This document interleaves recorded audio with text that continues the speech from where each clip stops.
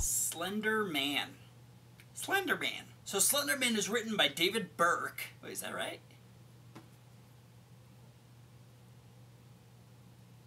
He sucks. One writer. That's weird. And it's directed by one person, Sylvain White. What? It stars Joey King, Julia Goldani-Telles. Took me a few times to get that one. Jess Sinclair and Annalise Basso. Some complicated names there. So Slender Man is based off of a POV game that was really popular. So is this a video game movie? Yeah. I didn't know much about the game though. I watched one of my friends play it and I was like, yeah, no. I'll tell you, show me a horror movie and I will watch it by myself in an empty house at night in the dark. Throw me into a horror video game? I'm done.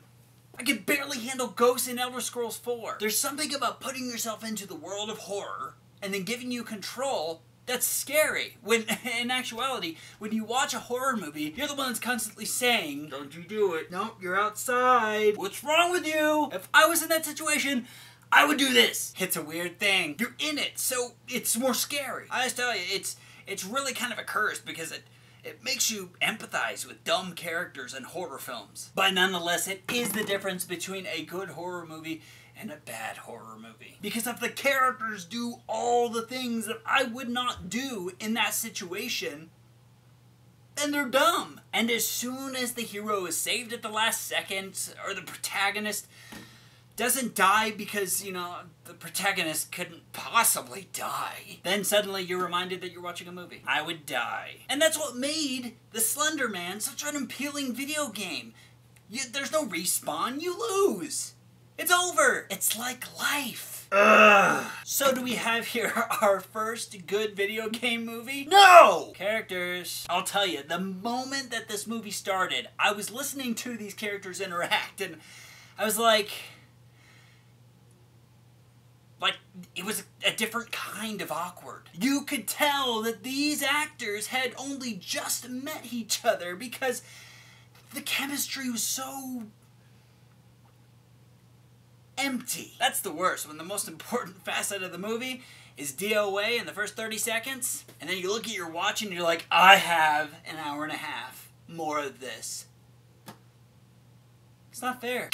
Can't you just screw it up later in the movie? On a more positive note, this gal and that gal, yeah, I like their chemistry. You know, it worked. There was something there. I felt it. It was authentic, and it gave the movie some stability. The acting. Since we're on the subject of being positive, we'll stay on the subject of being positive for now. So Julia Goldani-Telles has a beautiful name and is beautiful and has a beautiful name. Yeah, she's also a really great actress, okay? I don't care what critics say. I've heard a couple of complaints, and I'm like, look, there's a difference between casting department or what the director tells them to do. In all seriousness, though, she's a great actress. Other critics may disagree, but I see something in this woman. I really do. It's not just that, I mean, yeah, that, like, wow. Am I the only one that finds her attractive? I mean, okay, I'll say this with an ugly picture of her up. Okay, I guess it's not possible, but I'm being serious. She's actually an excellent actress. I see something in her. I believe that she has a bright future ahead of her. Same for Annalise Basso. But according to the formula that has been run by Joey King, maybe not. Joey King is this generation's Forrest Whitaker.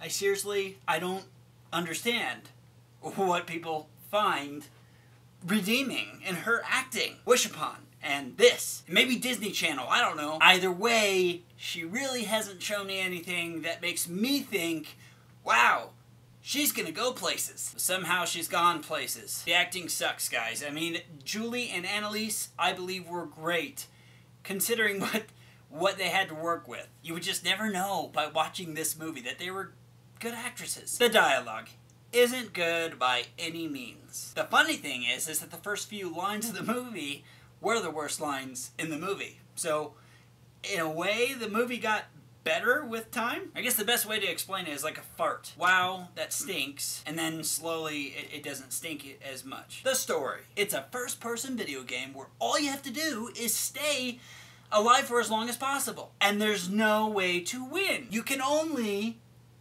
lose. Just about how long can you stick it out before ultimately losing? Can you see how many things they could have done with this? One of my favorite critics suggested that this should have been a found footage movie. Holy perfect! Okay, yeah, I mean, that recipe has been used so many times to the point where it's just tasteless, but you can still take a point of view video game and make it at least okay, but it doesn't matter. The source material was asking for it. Whether it's used a lot or not, it would have made for something effective. But no. Let's make a bad movie, guys. Predictability. Okay, guys, we have to talk. Sit down, please.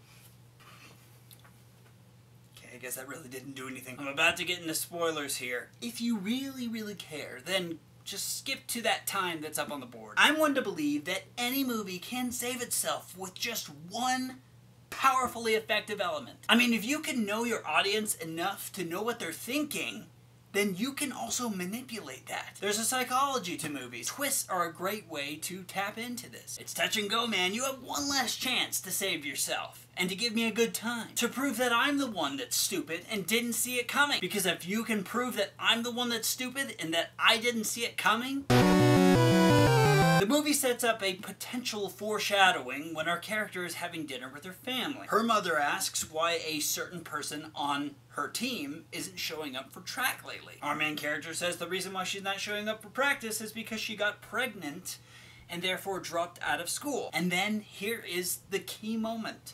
There is an awkward silence that isn't distracting, but it's just loud enough to be noticeable. Honestly, I didn't think anything of it. I just know that if it was non-expositorily, if that's even a word, was brought up, then I would know what conversation they're talking about. Crap happens, the Slender Man kills people, and now we're at the beginning of the third act, where suddenly our main character's little sister plunders into random intense pain. Because that's what the Slender Man does in this movie, is it attacks what you love most. Boom! Main character's little sister is now pregnant and in labor. Life destroyed, family destroyed, progressive movement inserted, and Slender Man wins.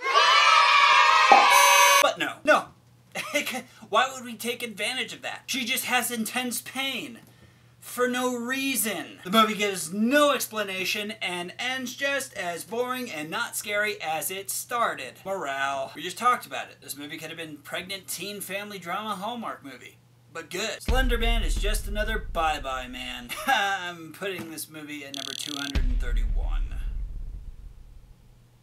So Slender Man. Have you seen this stupid missed opportunity? Please tell me if you've seen it, and tell me what you thought about it. I really want to know what you thought about it, especially people who have played the game, because I've never played the game, because I'm a complete pansy. But if you do want to enter a world that doesn't scare your pants off, then there's a lovely red button down here that you can press, and it will make your dreams come true. Thanks for watching, guys. MovieSlayer out. Now I shall proceed to hit you in the face.